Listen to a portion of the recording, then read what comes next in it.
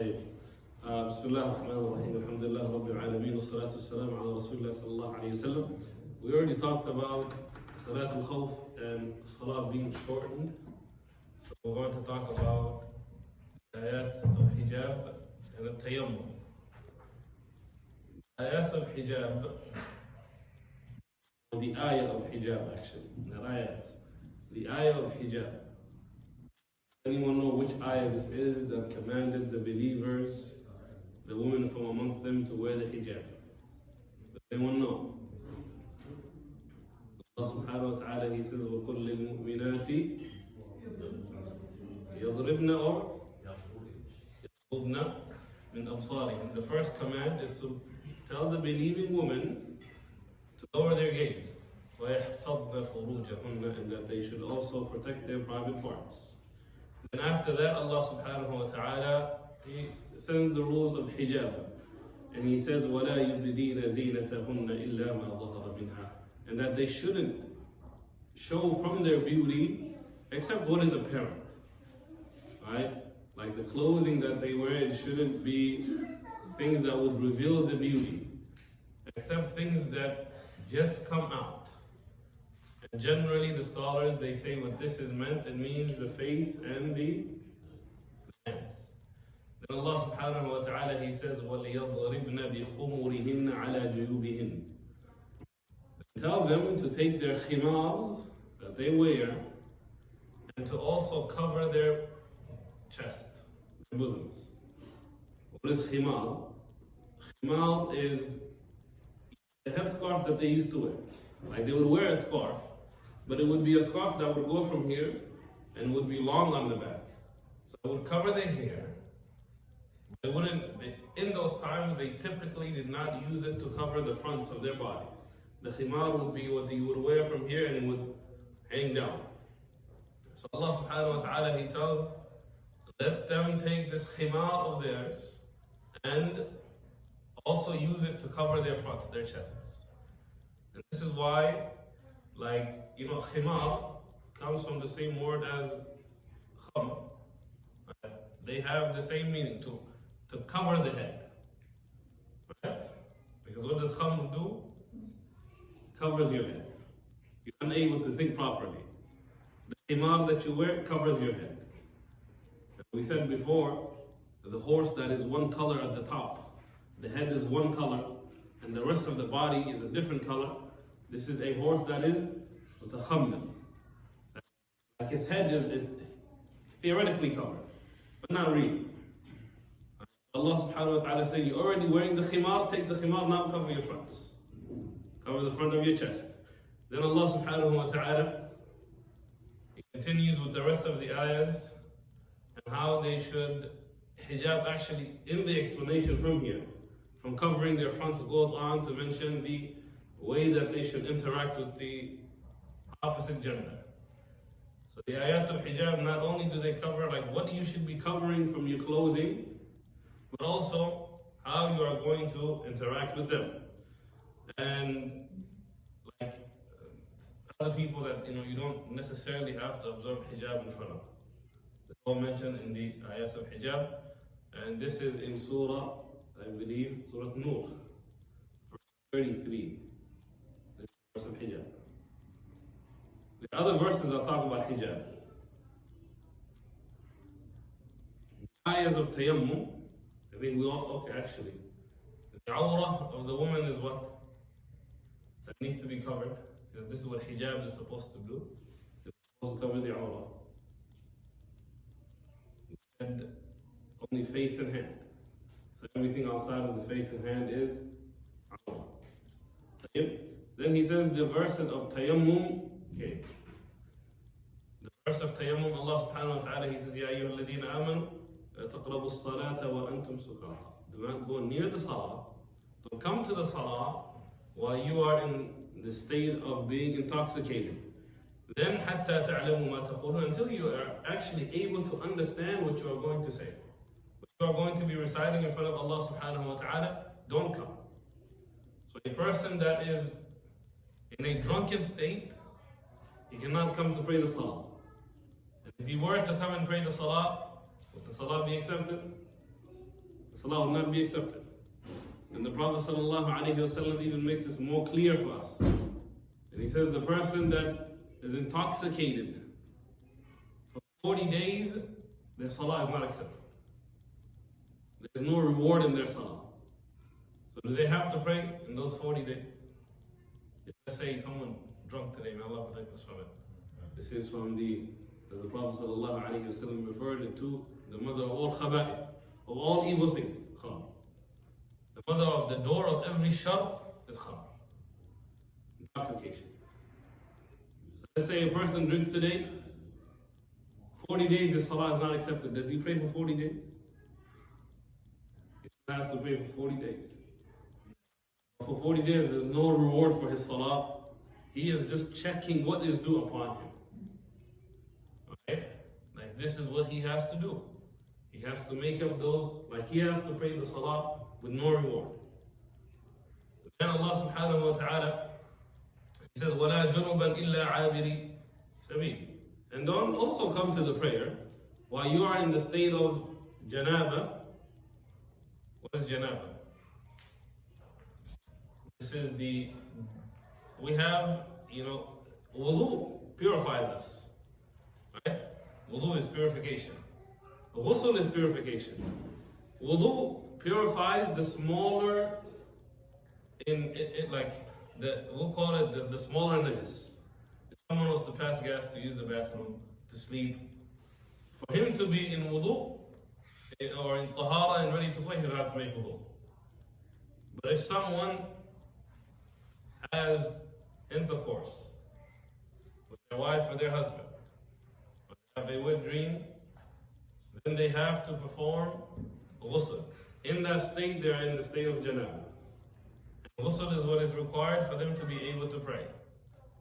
To make it easy, ghusl, it can be performed in one of two ways. There's the easy way, fulfilling only the requirements, and then the hard ways, following the exact way in which the Prophet ﷺ did it. The easy way today, you make your intentions, you take a shower. So you make the intentions of, I'm going to make, the reason I'm getting in the shower is to make ghusl.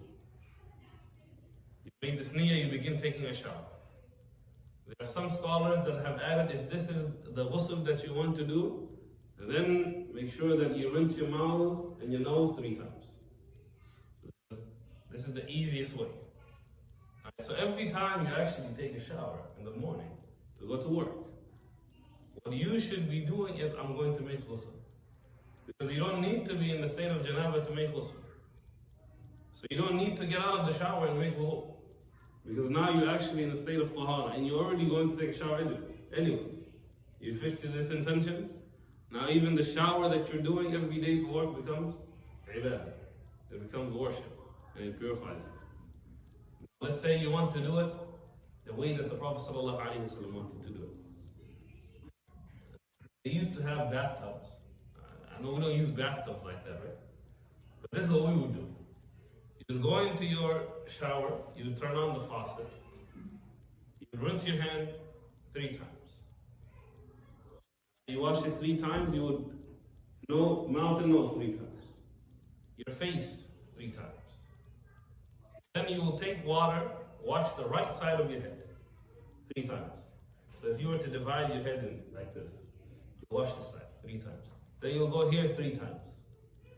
After you do this 3 times, you fill your hands with water and you let it run through the middle of your head 3 times. At this point, you will turn on the shower head. After you've done this step, you turn on the shower head, wash your right side 3 times. So the front and the back. Or you could just do the right side and the front only. And then left side, front only. And then the front, like the middle, again, let the water run through. And then you do the back, right 3, left 3. Or you do these steps together. So you wash the front and the back, right side 3 times. Front and the back, here and here, 3 times. If you're just going in the morning for the shower, you do ghusl according to the closest way to the way that the Prophet ﷺ would do.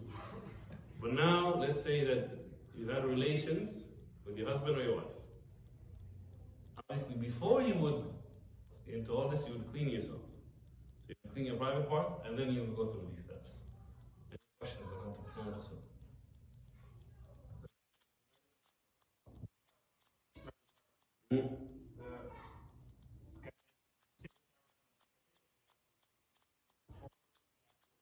So a regular shower, like today if I just went home, I said, let me take off my clothes, let me hop in the shower, I shower myself, I cannot get out and pray salah. If I make intentions that this shower I'm going to take is ghusl, then I can get out and pray salah. So without the intentions of ghusl, the shower, even though it purifies us, this is not tahara that would make it okay to pray salah. Okay? So you have to have the intentions of ghusl, or before you get in the shower with the intentions of, I'm going to make wudu in the shower, but you have to go through the steps. Actual water's running, and you wash your hand in, but we do it in wudu. So that's why the easiest thing is every time you take a shower, it doesn't take if your intention is to be, I'm going to make wudu. Regardless, you're going to put water in your mouth, in your nose. That's going to happen. The rest of your body is going to be washed. So why not for this, act that you do regardless, why not add your intentions? You get the benefit of this now being actual worship, and then on top of that, of being in a state to be able to worship. Right? So every morning before you leave your house, as soon as you hop out the shower, you have wudu, you're tahir. Any questions?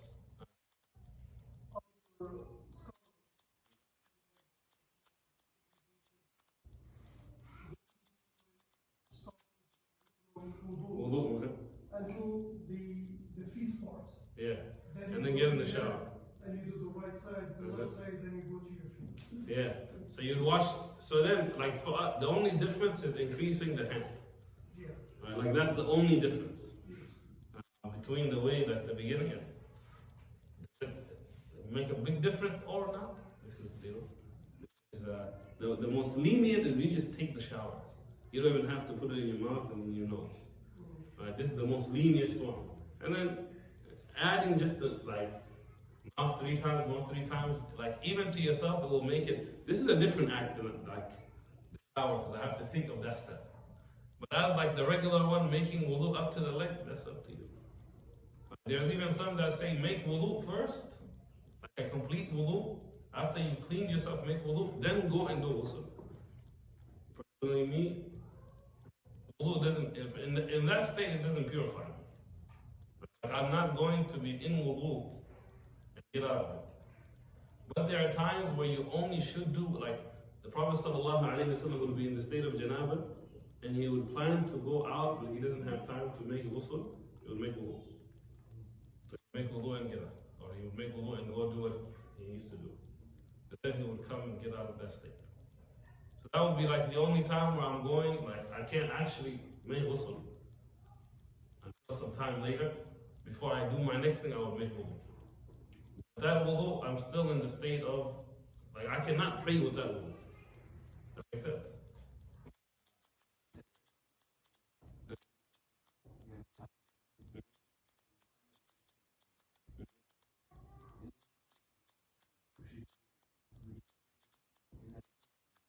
So yeah, you can't pray with the wudu. So if you wake up before Fajr, and you want to make it to the masjid, just take the shower and still go to the masjid. So make ghusl and then go. Even if the time is very tight.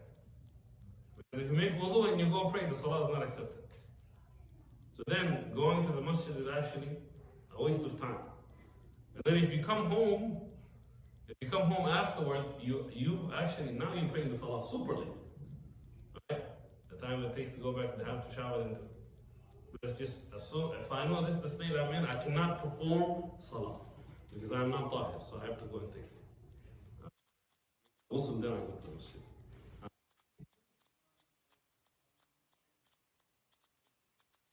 So we'll answer this both in wudu and also in ghusl. Okay? In wudu, the best is when it bothers you. Okay? The best is when like you feel like the water went inside of your brain. I think we've all experienced this feeling. One like and it burns, right? That is the best part. Okay.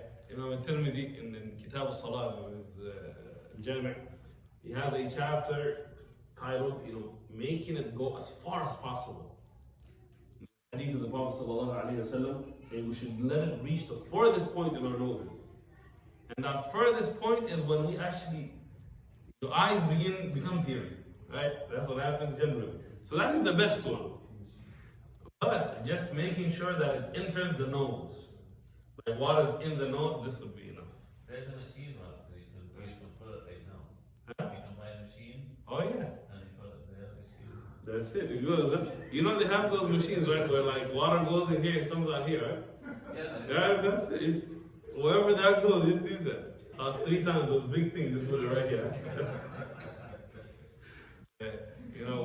We already have a problem with putting our feet in the sink, right? Outside the workplace, now you have to carry this giant thing for wudu. A lot of these.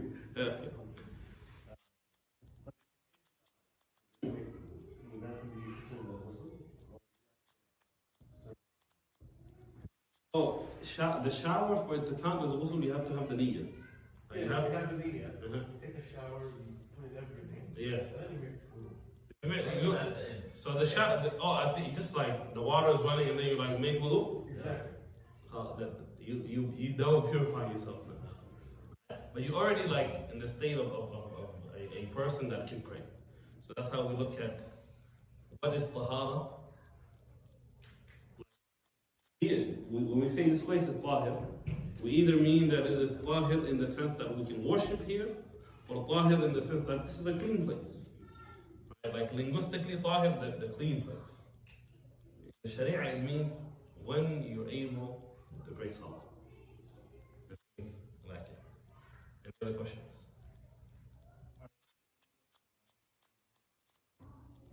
Be pronounced? Yeah. So not to be, even though in the Shafi'i madhab this is this is mustahab for you to say your intentions out loud. No. You just you tell yourself before you go in the shower. In my head, I just say, I'm taking this is ghusl. And then the good thing about the shower is you could actually make ghusl, like in the shower itself, while you're showering. Let's say you forgot before you went in.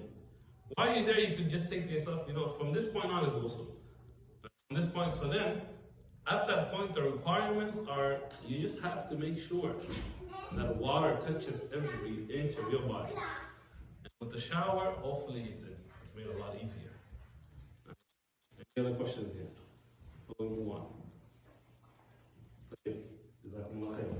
And the way that this science of tayammum, when Allah subhanahu wa ta'ala, He says, فَلَمْ تَجِدُوا مَاءً فَتَيَمَّمُوا صَعِيدًا طَيِّبًا. So if you don't find water, then make tayammum with pure earth. And the way you make tayammum is different than the way you make wudu. It is much easier to do tayammum than it is to make wudu. Wudu has a lot of steps. Tayammum, let's say this, if this wasn't ceramic, right, like this wasn't covered and coated in this thing. Let's say it was like either brick, or we'll even say, those like it was earthy, so you could feel like some dust, on it.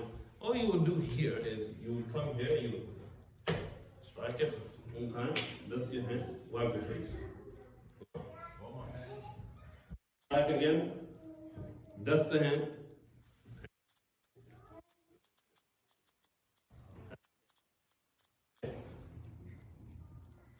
The only time that you can do tayammum, it is in the complete absence of water.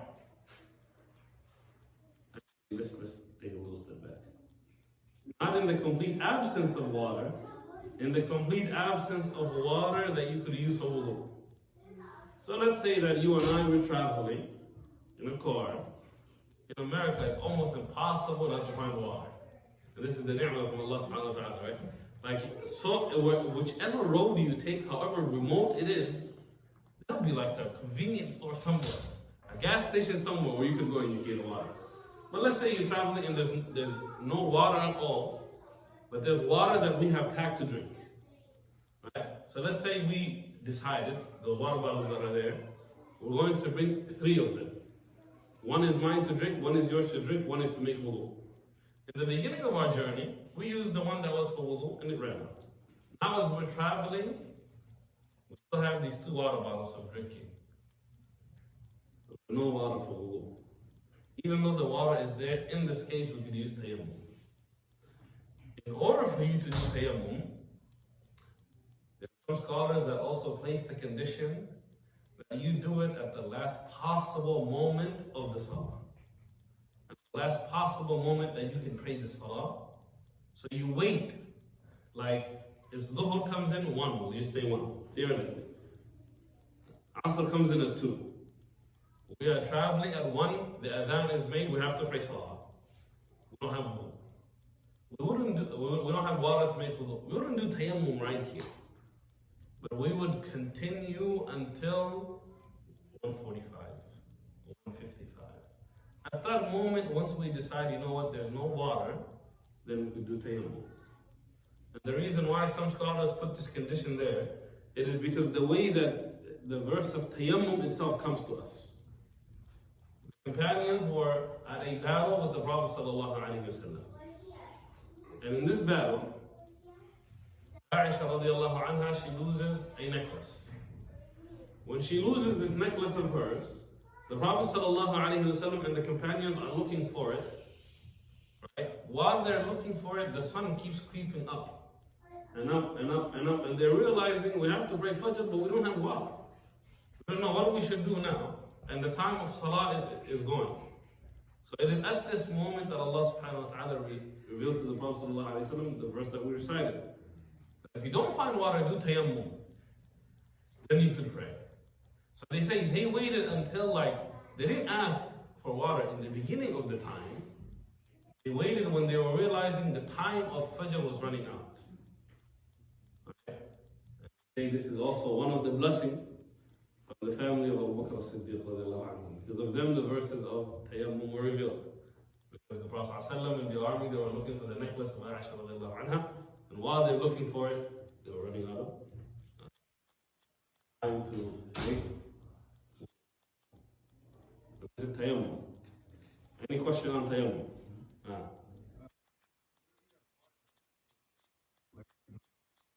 So you can't drink the water. So if you can't drink, let's say you're sick. Let's use an easier example, right? Let's say that you are somebody that has a wound. Okay? Open. Wudu.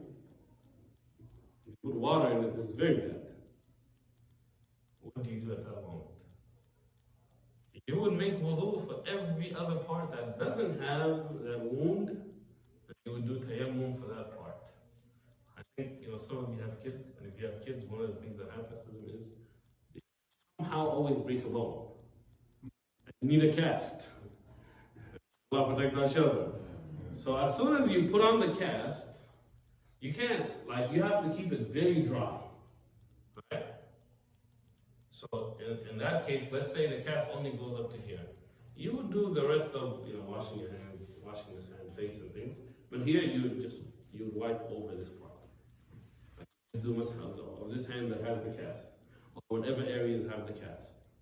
And this also even works, not just, tayammum is not only used for wudu, in replacement of wudu, but also in replacement of being in the state of janabah.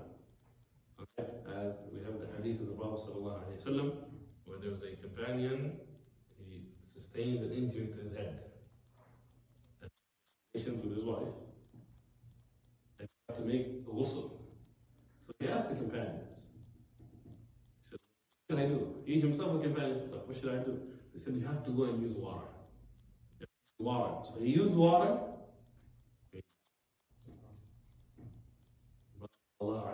This reaches him. It told him, qatalahumullah.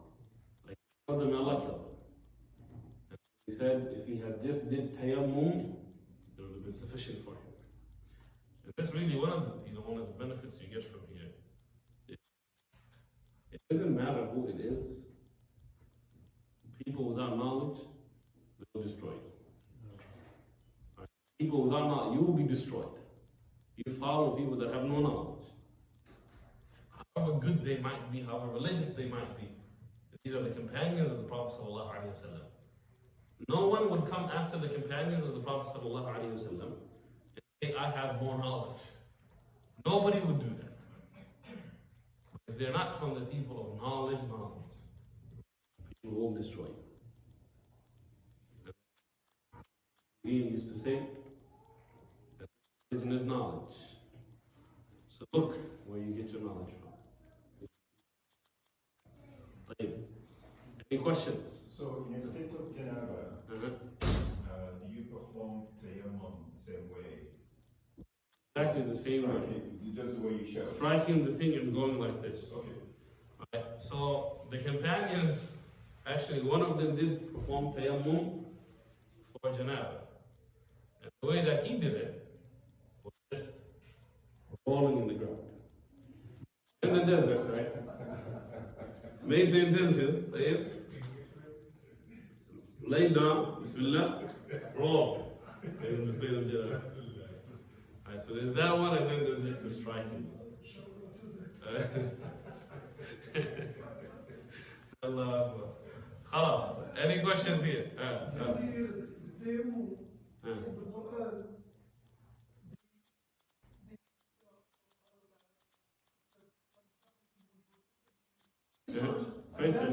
Yeah. So that's what, so the hand is here. This is what it's talking about, not this hand. Yeah, I know, but it's the we start with the face first. Yeah. And then the hand. Yes. Not like the wudu. Yeah, not exactly like the wudu. So the face and the hand here. So you hit the thing, you hit it, you strike it, you dust it, so you don't have like dust in your hand, and then you go like that. Another strike, dust, and then here and here. You're finished. Right?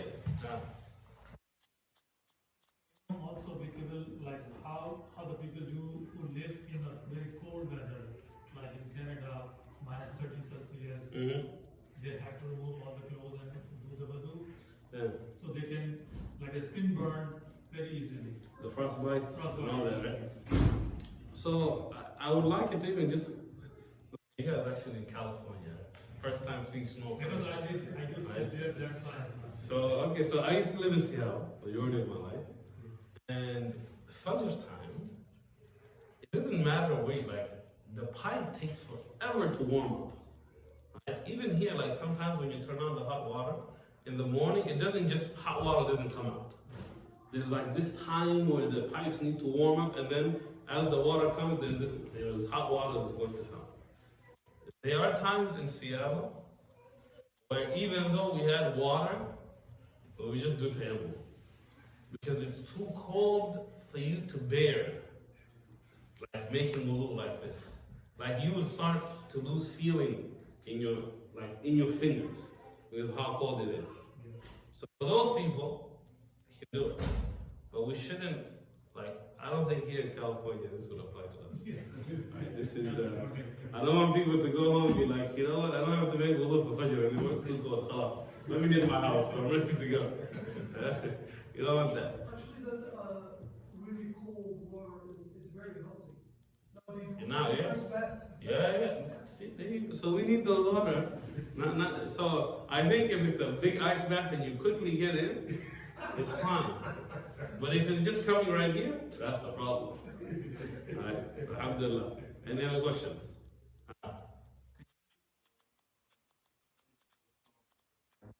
Stone? So the thing that you're getting from, it doesn't matter as long as we'll say it is earthy. Right? Like if you go outside right now, there's I think there's a rock somewhere here, right? Yeah. So there's like a rock that's just you just go and you hit that. Right? Or you can go to the desert, you just hit the ground. Or you go to not the desert of sand, but just the dry desert. Right? Where the material or the thing is not the same. It's like there's a little bit of dust. You hit it and you go. Or you go to a place where they don't have these, this coating that they put here, the ceramic. And there's places like that. If we look even here, I'm pretty sure we could find some places where they've left off, where we would be able, usually like near the ceiling, you would hit it. Some parts they always like, there's some left off, you know. And dirty stuff there.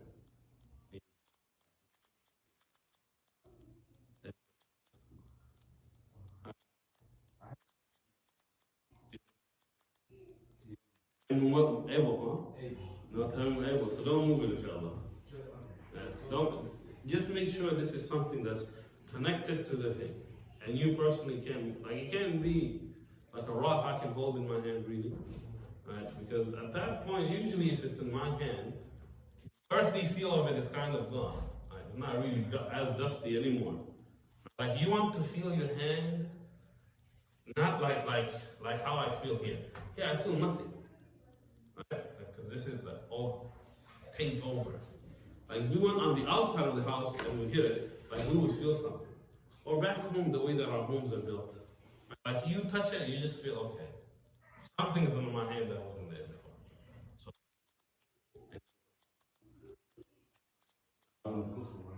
okay.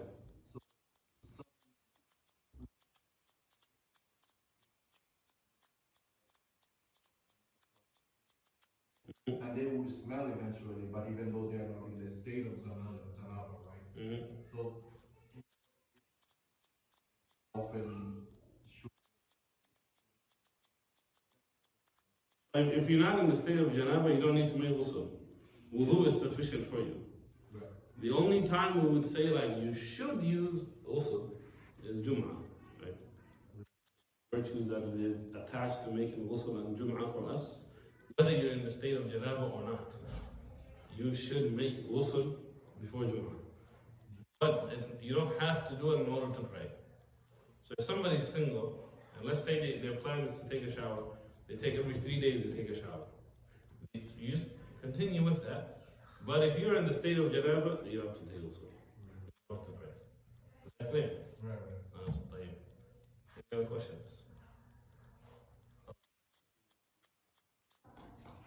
Still in the 4th year after the hijrah of the Prophet sallallahu alaihi wasallam. So he says, قِيلَ وَرَجْمُهُ الْيَهُودَيْنِ. It's also in this year that the Prophet sallallahu alaihi wasallam stoned 2 Jews. The reason they were stoned is because they committed adultery, they committed zina.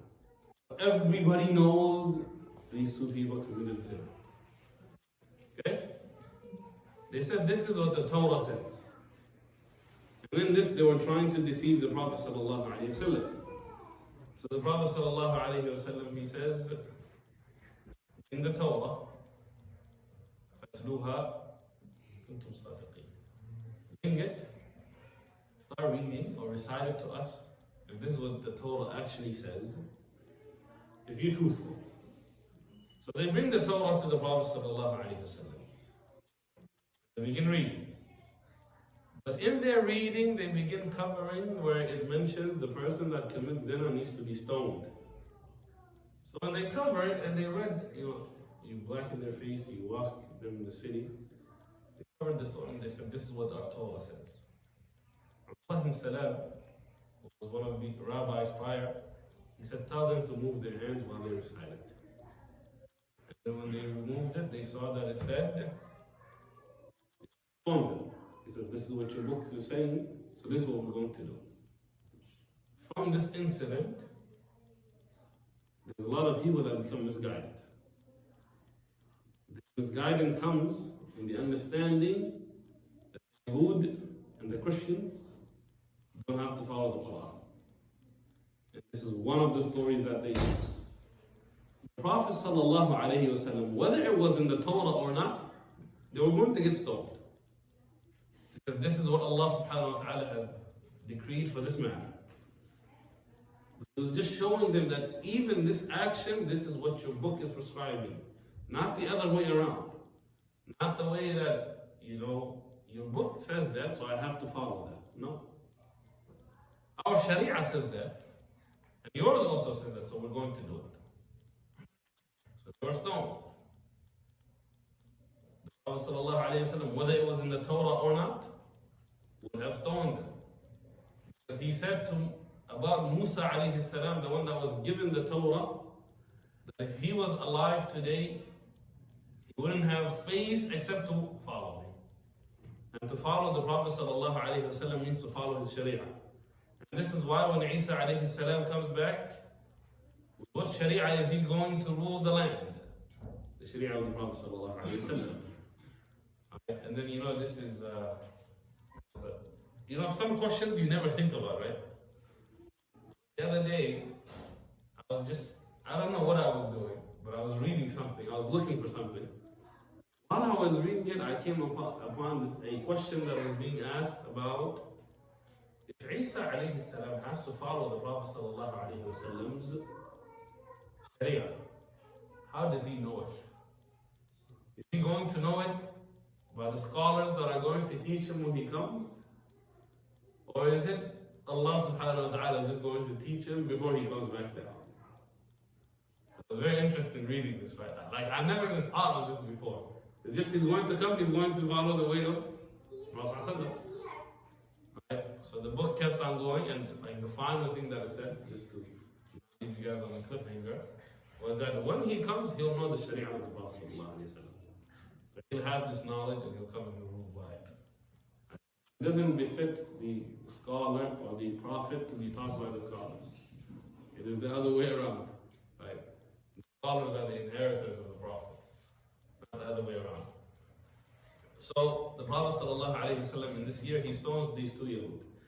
Stoning, before, there was a verse that was revealed doing it. In the Quran, it said, وَالشَّيْخُ وَالشَّيْخَةُ إِذَا زَنَيَا فَرْجُمُوهُمَ الْبَتَّةِ. That the Shaykh and the Shaykha, like here, it means the married men and the married women, if they commit zina, stone both of them. This was a verse inside of the Quran. There was an abrogation of the qasm that was done. Allah subhanahu wa ta'ala removed this from the Quran, but not the ruling and stayed. And this is one of the ways in which abrogations work. Umar ibn al-Khattab radiallahu anhu, he has a very famous statement when it comes to this. He says, in the time of the Prophet sallallahu alayhi wa sallam, we used to stone the people of zina. In the time of Abu Bakr as-Siddiq radiallahu anhu, we used to stone the people of zina. In my time, we stone the people of zina. I fear that a time will come upon the Muslims where they will say, we do not find it in the book of Allah, so we're not going to do it. And this is like one of the prescribed punishments that you find in the hadith in the Sunnah of the Prophet sallallahu alaihi wasallam.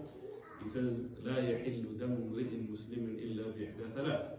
That the blood of a Muslim does not become halal except in one of three places. So the nafs, it becomes halal when you killed somebody. The family now asks for qisas and they want to kill you. So now your blood has become halal and they want to kill you. The next one is al-thayyib al-zani. And what this means here, the stoning of our sharia is different than the stoning of the previous ummah. And the difference is in the fact that we only stone the person that has ever been married. We do not stone someone that was never married.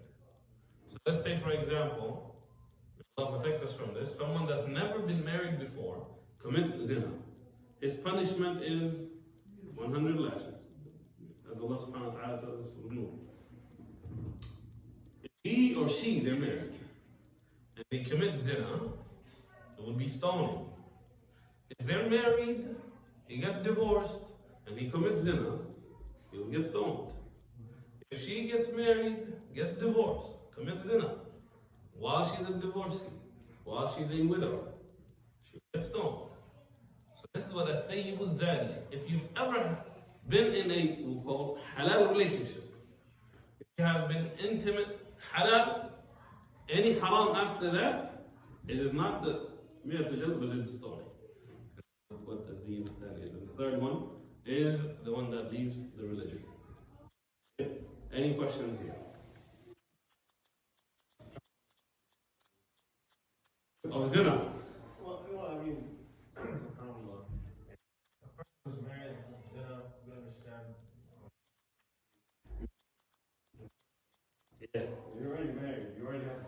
Yeah. Why you don't understand, right? If someone is divorced or not married, or was married, and was divorced, or he's a widower, and temptation happens, And they commit zina. consider and be stoned to death. So the main reason is they have, for lack of better terms, we'll say they have done it before. Okay? Because they've done it halal before. Now you're doing it the opposite of that one. The one that did it without ever doing it, he's like, he or she they have never went through the things that it takes for this to become halal. Therefore, their punishment is different. But the one that actually went through it, he knows how to go through it, or she knows how to go through it, and they've done it. Now the second time, he knows it should actually be easier for him now to get married or her to get married and so on. But then now they go and they do this, you have to stone them. Right? So that's one of the reasons. The reason why there's even this like punishment for zina, it is because how horrible this act is. Whether you're married or not, whether you've been married or not, Allah subhanahu wa ta'ala, He says, وَلَا تَقْرَبُوا الزِّنَا. Don't even go near zina. This is what destroys society. One of the signs of the Day of Judgment is that zina is going to become rampant to the point where people will do it in the streets. And today we see this. Not like, before, we used to think this thing is going to be so far away. The people that are like, they're actually going to be committing zina in the streets. Last year, the people that were arrested in Mexico City, committing zina outside. In the open. The Prophet ﷺ, when he talked to me, he said they're going to become like the donkeys. The donkey doesn't care what he is. They are. Animals, wherever it is, they're going to, so the people are going to become like this. And through it, you destroy, the pure lineages that we're supposed to be protecting, of being born through a halal relationship. And then you also have all of the issue that comes with a person that becomes pregnant from zina, the children that are born from zina, and so on. Any other questions here? Sorry to just follow up on that. You're saying it should be harder for someone who's had a relationship with halal. It's more strict there. More strict. Yeah. Malik, maybe just a clarification. So, in situations, for example, in Muslim majority countries where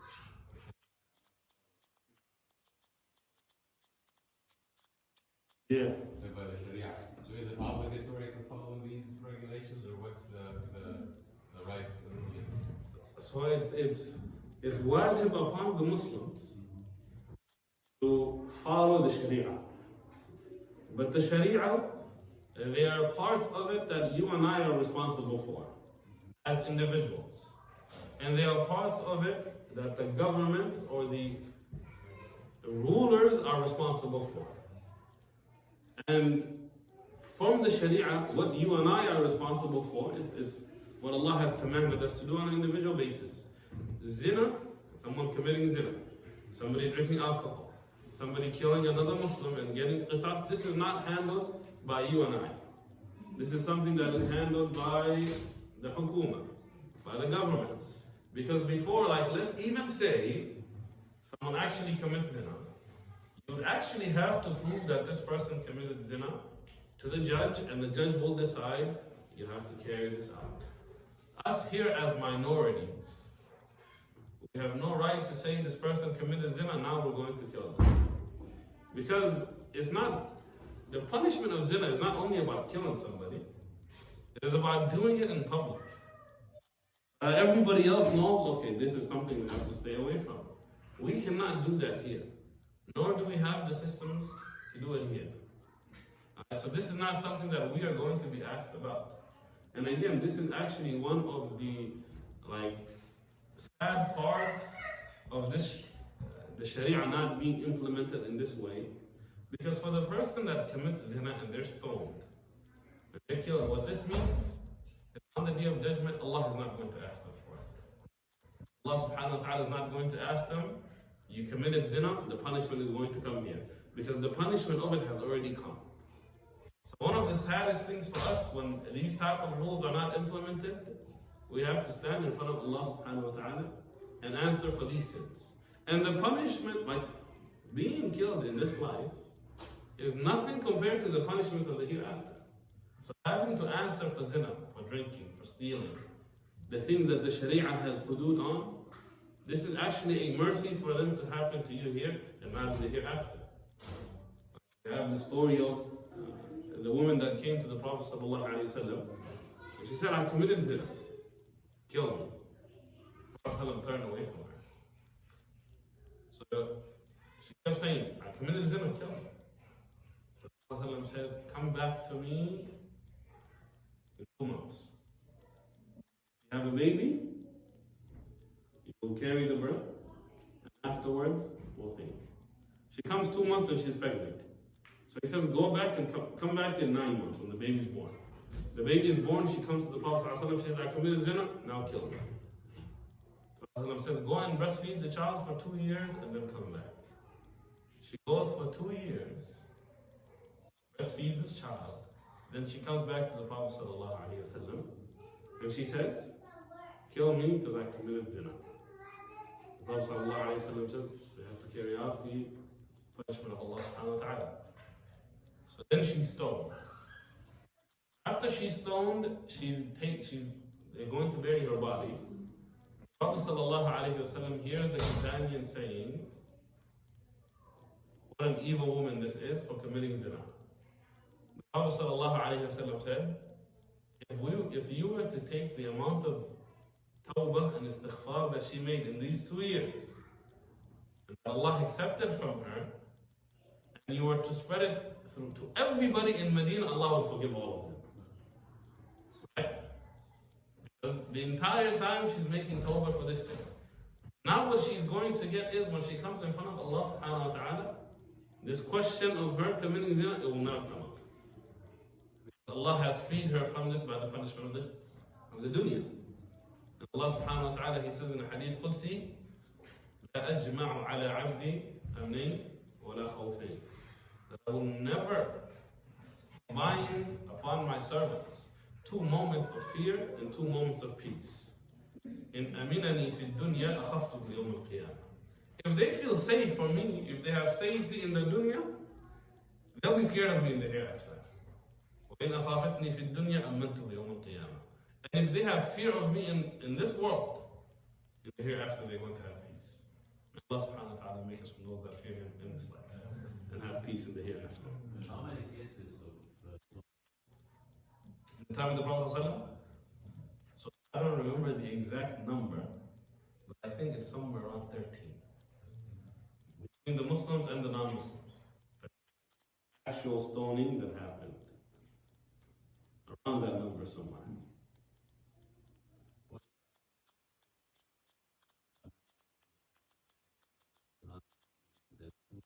So that zina, the man that comes where Allah subhanahu wa ta'ala, He says, إن الحسنات يذهبن السيئات ذلك ذكرى للذاكرين. This is a man that kissed a woman, not actually committed zina. So not the actual full zina of having intercourse, but he kissed a woman. So he comes to the Prophet sallallahu alaihi wasallam, and the Prophet the person tells the Prophet I committed zina. And the Prophet turns away from him. He goes to the other side and he says, I've committed zina. He turns the other way. He goes, and then the Prophet goes like this, and he goes away. Then Allah subhanahu wa ta'ala reveals to him the verse in Surah Hud, where Allah subhanahu wa ta'ala, He says, that's the end of the verse. The beginning is the salah. It's about praying.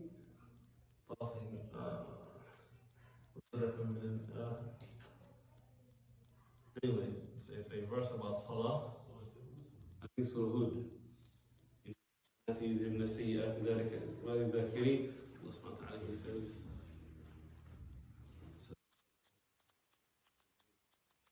so anyways, it talks about the 5 daily prayers, praying some portions in the day, some portions in the night. The good deeds are going to erase the bad deeds. So the Prophet ﷺ said, where is that man? Came and said this. That man that came in, he said, Allah has forgiven. Did you pray with us? He said, yes. He said, Allah has forgiven you. Right? So there's these type of small zinas. Right? Because even like every single body part commits zina. When you use your eyes to look at the awrah of another person, zina. When you use your hands to touch them, zina. Your legs to walk them, zina. And so on. But the difference is these other types of zina, they don't have a punishment in this world. In terms of we have to lash you, we have to stone you. Yunus?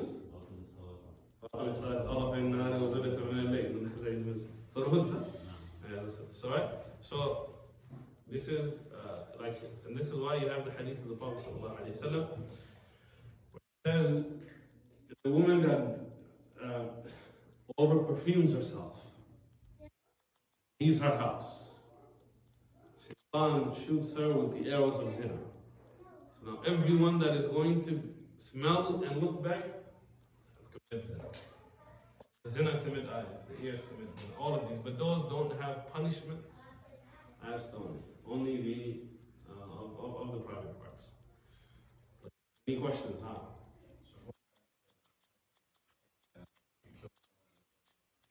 Yeah. Blood becomes high, right? Uh-huh. So now it's like the death penalty, right?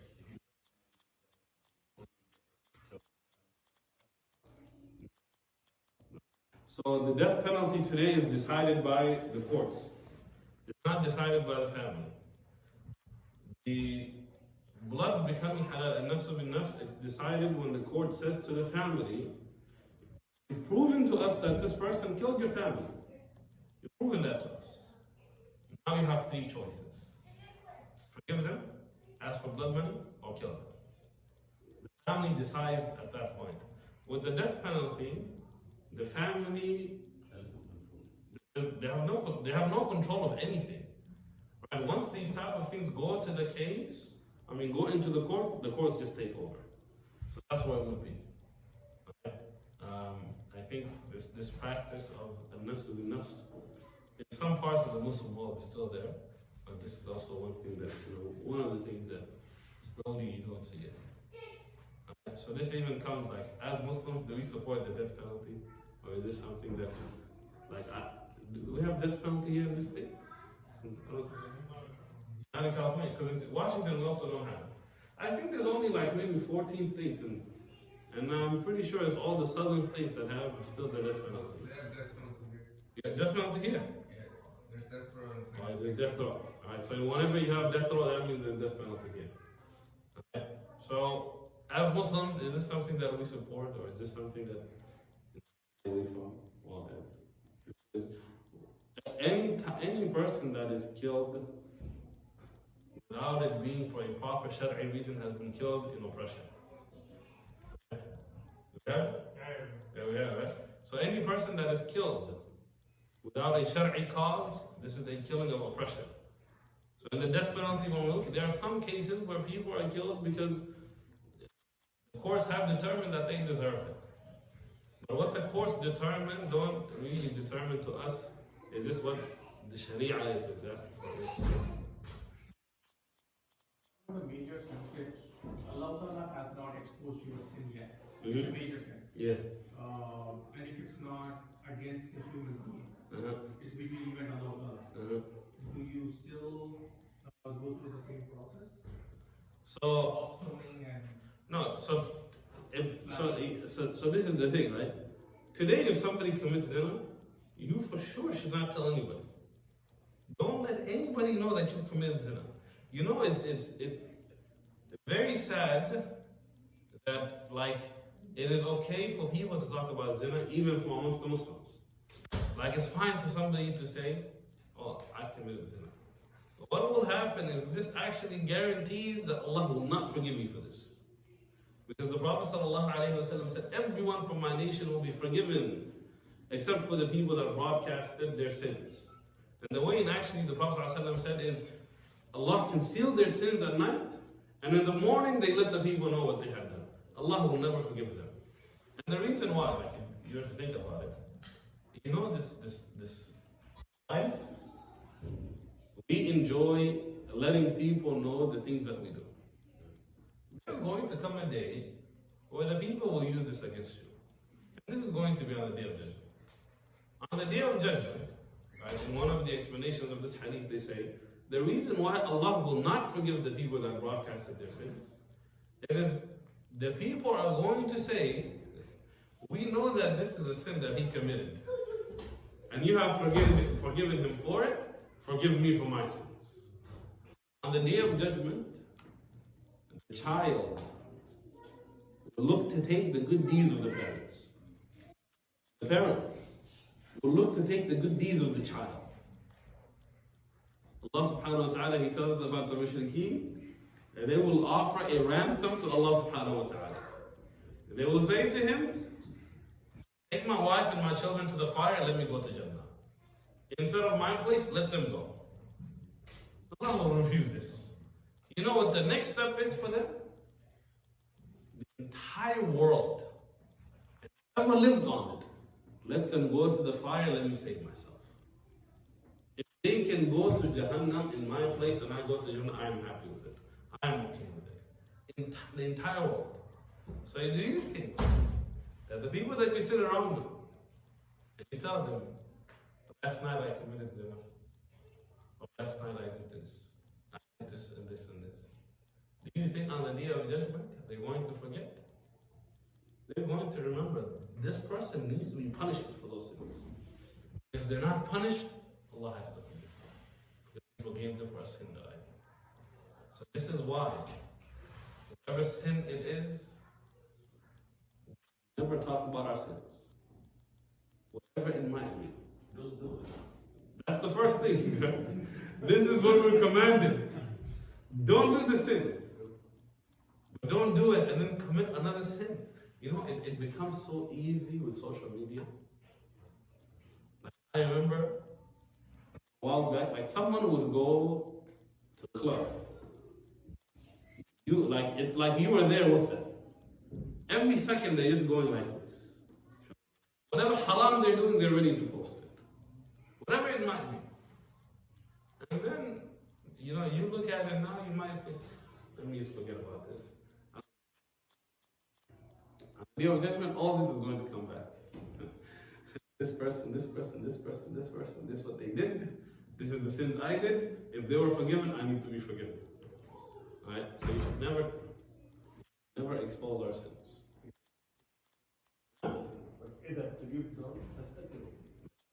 Like, really, cover your sins.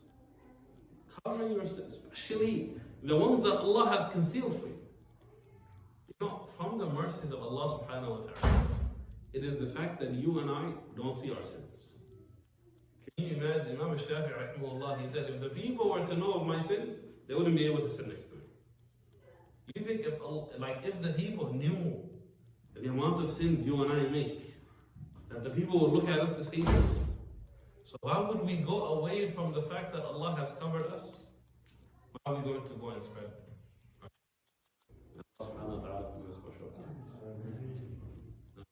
Last line we'll finish here, inshallah. He says, وَمَوْلِدُ السِّبْطُ الرِّضَى Hussein. Hussein radiallahu anhu is born in the 4th year. Who remembers what year Hassan radiallahu anhu was born? 2 years before. Hassan ibn Ali, he is 2 years older than Hussein. Hussein is his younger brother. Hussein radiallahu anhu, he is the grandson of the Prophet sallallahu alaihi wasallam. And the Prophet sallallahu alaihi wasallam obviously loved him dearly. Hassan and Hussein, they used to would always be together, running to the Prophet sallallahu alaihi wasallam. Allah subhanahu wa ta'ala, you know, when any verse that is addressing us in the Quran, first it is addressing the Prophet sallallahu alaihi wasallam. So you have verses in the Quran where Allah subhanahu wa ta'ala, He tells the Prophet sallallahu alaihi wasallam, you know, do not let your children, your wealth, distract you from zikr. Your children and your spouses are fitna. It's not talking to us first. First it's talking to the Prophet sallallahu alaihi wasallam. And whenever it says children, it's talking about Hassan and Hussein. Right? There are times when the Prophet ﷺ would be given the khutbah, And Hassan and Hussein, they would come into the masjid and they're young, and they would fall down. And because of how caring the Prophet ﷺ, they would get down from the minbar and he would go and pick them up. He used to say, these children are fitna. This is what is happening to them. Also said about both of them that they are the masters of the Shabab on the Day of Judgment. We know what happened to Hussein. He becomes a shaheed where? Al-Bala. Al-Bin wa Bala is the land of calamities and destruction. Anyone know the year? I don't know what year he becomes a shaheed.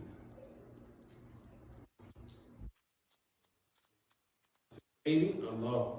So I say I cannot convert the 680 to the Hijri calendar. But if we were just to do like simple math, to do Hijri, we would say it's after 30. Because that's how long Ali rules. Muawiyah radiallahu anhu, how long does he rule for? Is it 10 years or 14 years? Somebody check, how long was Muawiyah the Khalifa for? So he outlives Muawiyah radiallahu anhu.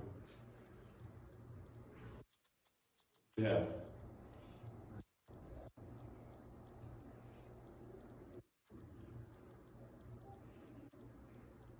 I don't know if it's 14, it might even be all the way to 20. This type, how long did Muawiyah, how long was he Khalifa for?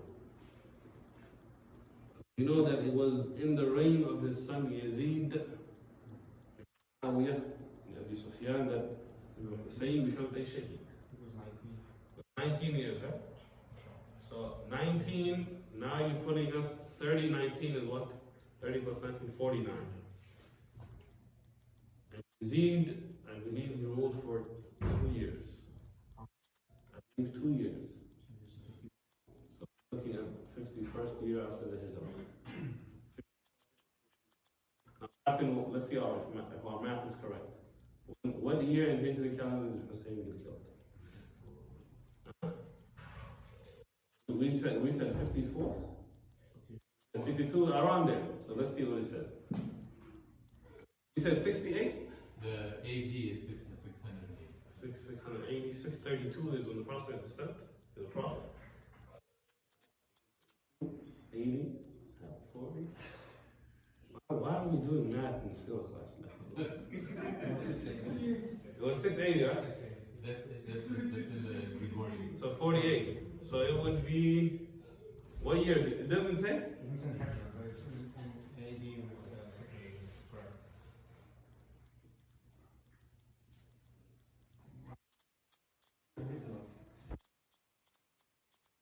One Hijri? Yes. 680 Miladi, Gregorian, and 61 Hijri. Khalas, we were just a few short, alhamdulillah. Short. So that means Yazid ruled for a longer time. That's all it could mean. طيب, Hussein radiallahu anhu, not only was he beloved to the Prophet sallallahu alaihi wasallam, he's also beloved to the companions because they used to love anybody that the Prophet sallallahu alaihi wasallam used to love, and there was special attention that was left, to really look after the family of the Prophet sallallahu alaihi wasallam. And not only this, Allah subhanahu wa ta'ala, He taught us that the Prophet does not ask any ajr from you. إِلَى الْمَوَدَّةَ, for you to love the family of the Prophet sallallahu alaihi wasallam. Because of this, our iman has to include loving the family of the Prophet sallallahu alaihi wasallam. Those that were believers from amongst them, those that were believers, and from them is his two grandsons, Hassan and Hussein.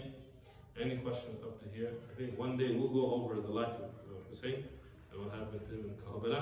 Maybe next year when we go, or not next year, in the next Hijri year when Ashura comes up. Something about the life of Imam Hussein and what happened to the Muslims in Karbala or in that time of fitna. Any questions? May Allah subhanahu wa ta'ala forgive us our shortcomings. وصلى الله وسلم على سيدنا محمد وعلى آله وصحبه أجمعين. السلام عليكم ورحمة الله وبركاته. جزاك الله خيرا.